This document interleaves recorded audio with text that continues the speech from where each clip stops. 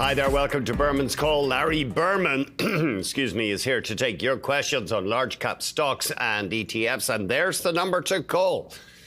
1-855-326-6266 or email Larry right now, Berman's Call at BNNBloomberg.ca. Larry, great to see you. Thanks for joining us. Stocks under pressure yet again today. What are your thoughts? And the Mag 7 in particular, as you know. Yeah, we've been very, very cautious for a number of months now. And the message that we're reading from the market is that, you know, we're overvalued on valuation. That's not the reason to sell. But, you know, you've got this hedge fund community that's pretty levered right now. And with all the uncertainty that is surrounding trade, economic growth, recent numbers have really downgraded the economic growth for Q1. It's just a reason to take some money off the table. And so that's, you know, we're not seeing any more than that. So the market got frothy, and now some of that froth is getting off. Picture pouring yourself a big beer and just swiping that, you know, the top part of that beer off. And that's kind of where we are right now. There's nothing fundamentally wrong with the economy. It's just removing some froth. That's interesting. Maybe we could have a look at an intraday for the Nasdaq composite, because the sell-off has deepened. It's not far short of 5% now on the Nasdaq composite. Is there any particular reason why sentiment has deteriorated during the session? Well, you know, on the weekend, you heard President Trump say there might be some short-term pain for some long-term gain. You know, listen, I use Tesla as an example. Love the car. I have one. But at 200 times earnings, it's absolutely insane. And so that company sells cars. It should be trading at a premium to GM in terms of a multiple, but it sells cars. So 25 times earnings, 30 times earnings, that means Tesla still has another 50% to fall before it's even reasonably priced. So while there's great companies out there, we're taking the froth off, and it got silly for a while. So that's where we are in the part of the cycle. And, you know, the failure to rally on good news during the quarter and earnings was another sign that the market's, you know, just lost its upside momentum. Apparently investors in South Korea are hurting. They put money on tech ETFs that were leveraged to tech stocks, leverage bets on US tech stocks, and that's gone pear-shaped over the past few weeks. Well, a typical hedge fund is going to be levered 2, 3, 5, 10 times where they're long and they're short names. And if those long names are all the big tech names, and those are the ones that they're selling first, you know, at some point they'll cover the shorts as well. But there's a lot of deleveraging now. Goldman had a piece out on the weekend talking about that, and this is where we are. So, you know, it's running stops. The trend following community typically looks at long-term trend lines and moving averages. Last week we rolled over and broke through the 200-day average, but it closed above it. Well, the news that came out over the weekend, market participants obviously didn't like that, and they're continuing that selling this week. So where's the next stop? Well, we can look at a whole bunch of different technical ways to measure markets. The best support right now, and I hate to say this, is around 5,200, where we bottomed last August. For the S&P 500. For the S&P 500. So do we get that low, or do buyers come in before that? Andy, if I had the answer to that, I'd have all the money in the world. And so we don't know. We just kind of look and observe. But right now, the risk is off, and there's a bit more deleveraging to come. Yeah, it's pretty amazing, the abruptness of the decline. Larry, I mean, does this feel like a major turn in the market to you? I know that's a very difficult question to answer. Well, when you step back long term and you look at what some of the smartest academics talk about, you know, earnings and growth and what the forward returns are like when multiples get very, very high, we're there. So, you know, but you can't time it with any real precision. Nobody can. Not me, not anyone else. And so we're in that environment, and the froth is coming out. So the long-term multiple PE on a 10-year basis is got to basically as high as it's ever been, equivalent to the peak of the dot-com. But they're real companies with real earnings, unlike in the dot-com. So don't expect a 50% correction. But can we easily take off 10, 15% from the recent extremes? Absolutely. And that's very healthy, actually. Not pleasant for current, holders, but healthy in terms of the ebb and flow of the market. Any market that goes straight up without a correction is going to have a harder time when it starts to correct. Let's take a break. We welcome your questions for Larry on large cap stocks and ETFs. And there's that number again, 1-855-326-6266.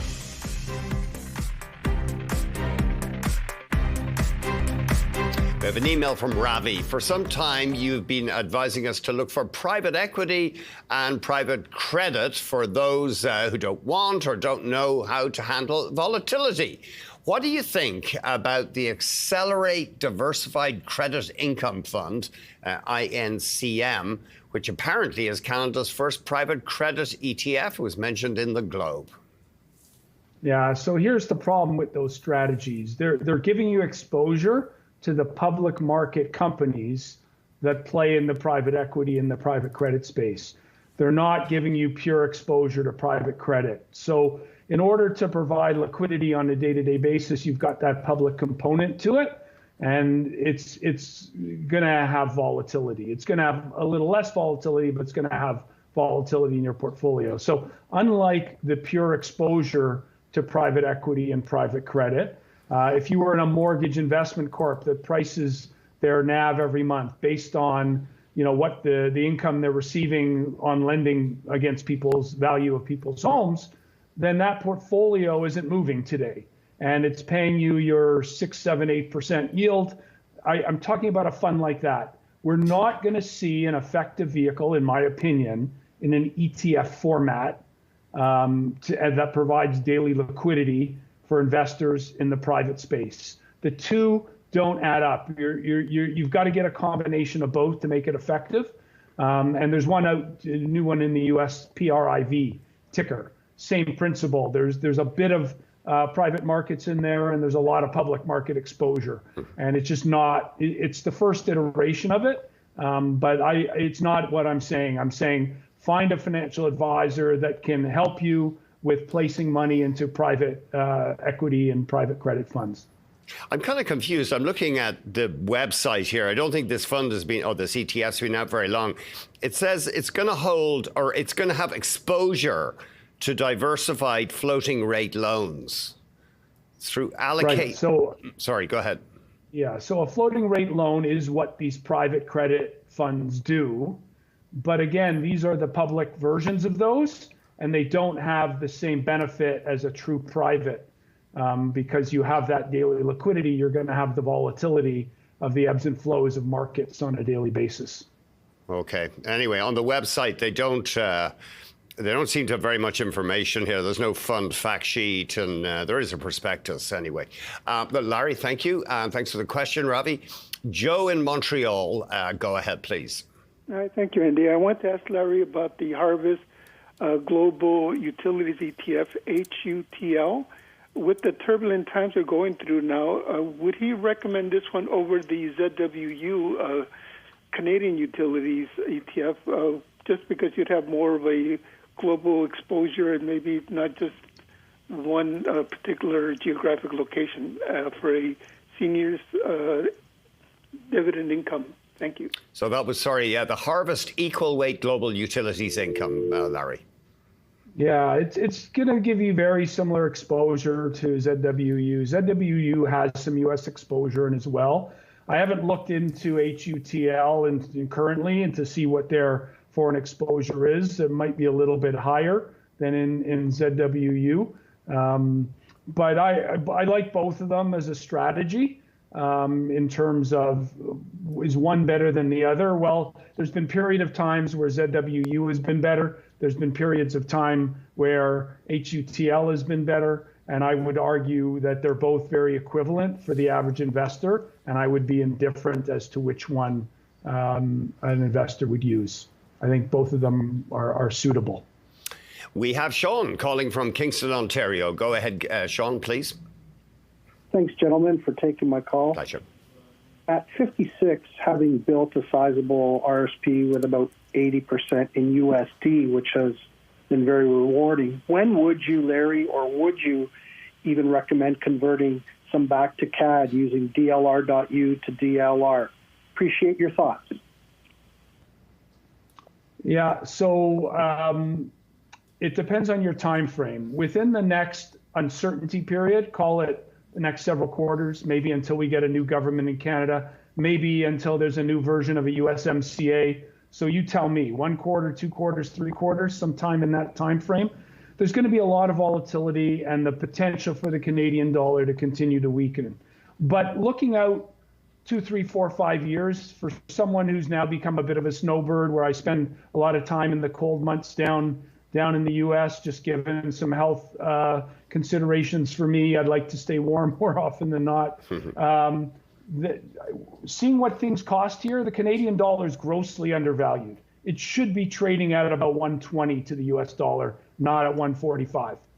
Okay, so I think you want to generally hedge when you think about the next 2, 3, 4, 5 years, but in the next 2, 3, 4, 5 months, there might be some more volatility still, and a slight potential for a slightly weaker Canadian dollar.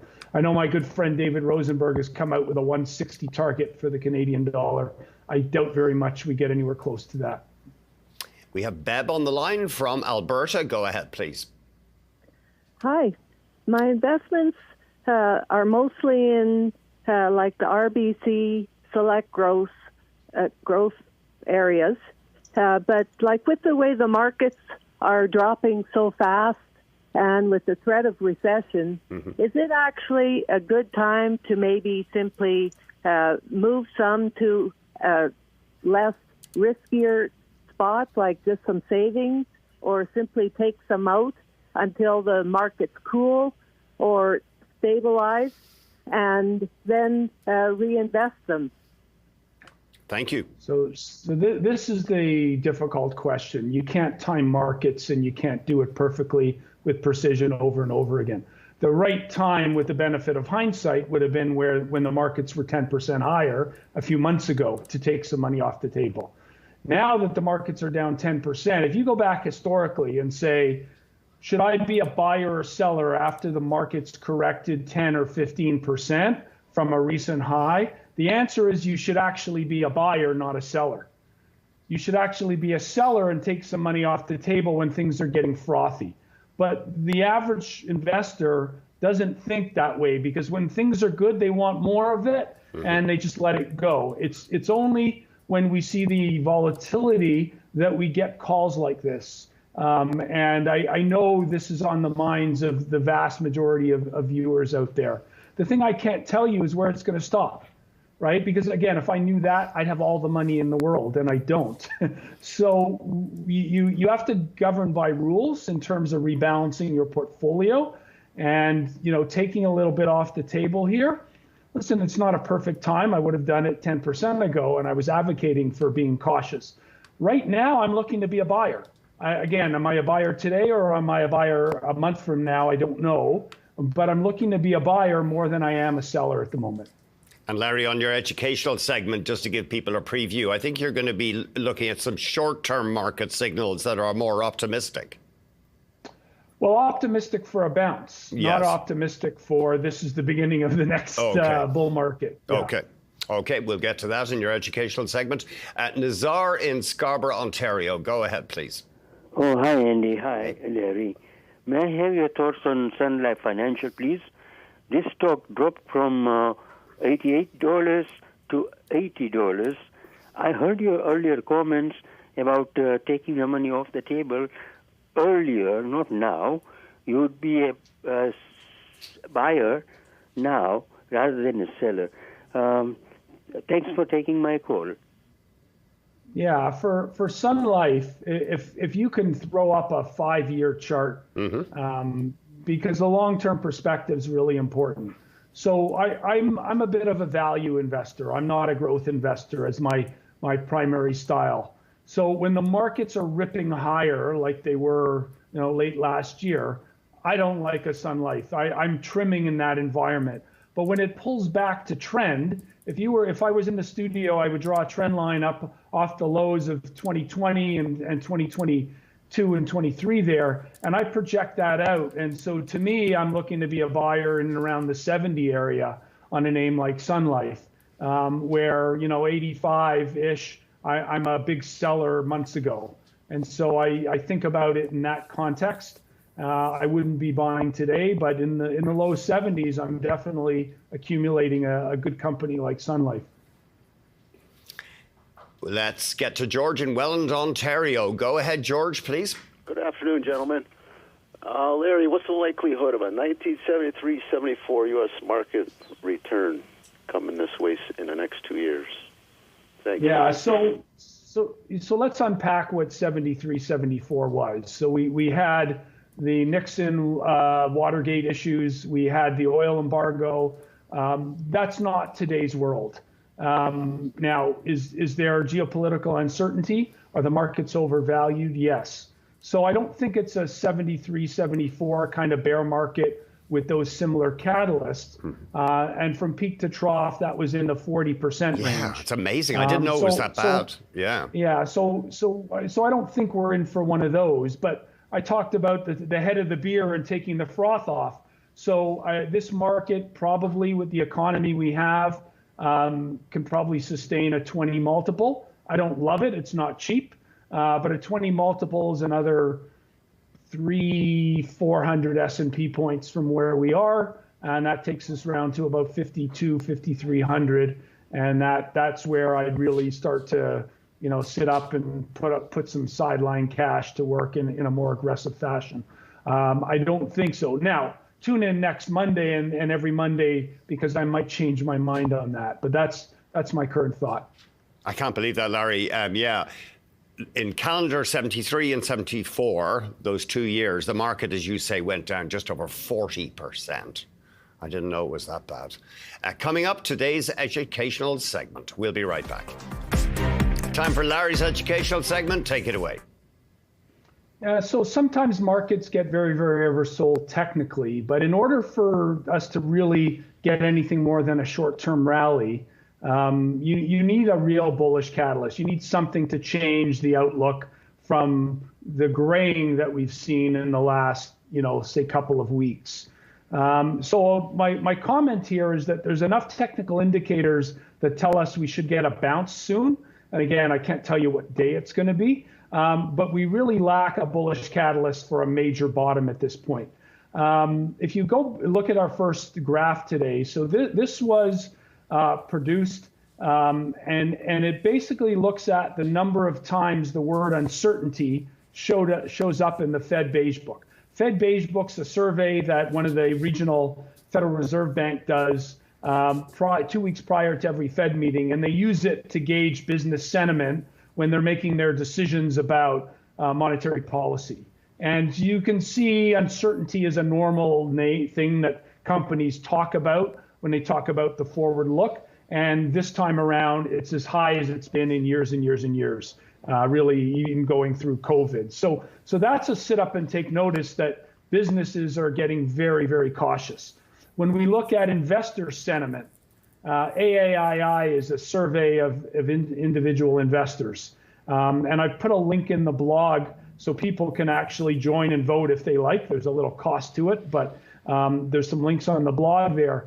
And what we're looking at here is the sentiment around the percentage of bulls minus the percentage of bears. So right now, there's a lot of bears out there.